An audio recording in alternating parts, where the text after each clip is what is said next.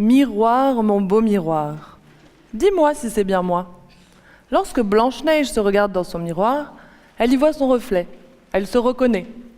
Mais on a déjà parlé de Blanche-Neige, alors concentrons-nous plutôt sur sa belle-mère.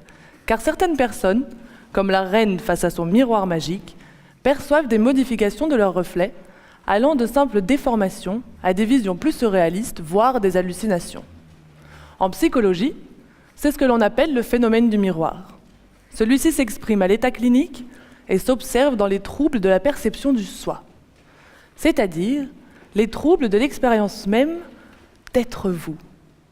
Mais il vous est peut-être déjà arrivé, comme lorsque vous marchez le soir dans la rue, de méprendre un sac poubelle pour un chat, l'espace d'une seconde.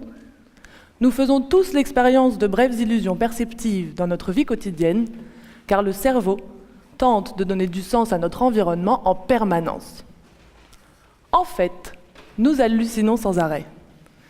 Et d'après le professeur Anil Seth, lorsque nous sommes d'accord avec nos hallucinations, c'est ce que l'on appelle la réalité. Nous avons donc choisi de recréer le phénomène du miroir de manière expérimentale. Nous avons demandé à des personnes comme vous et moi, des enfants, des adolescents, des adultes, de venir s'asseoir devant un miroir et de s'y observer pendant 10 minutes dans la pénombre, ce qui favorise les illusions. Admettons que vous passiez tous ici mon expérience. Certains d'entre vous ne verront que des changements de couleur, de lumière ou de contraste.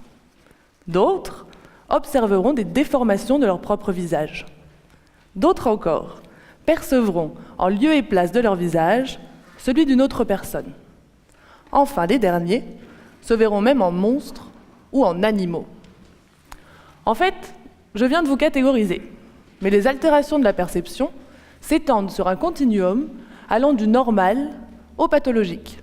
Pour ma part, je souhaite comprendre comment fonctionne ce normal afin d'expliquer le pathologique. Je me demande alors, pourquoi vous vous percevez différemment dans le même miroir, mis à part le fait que certains d'entre vous ont besoin de lunettes. Est-ce une différence d'âge, de personnalité? Vos cerveaux sont-ils différents?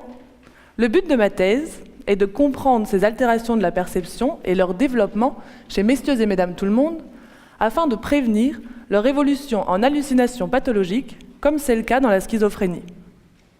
Mais je vous rassure, mon miroir n'est pas magique et toutes les belles-mères ne sont pas des sorcières. Merci.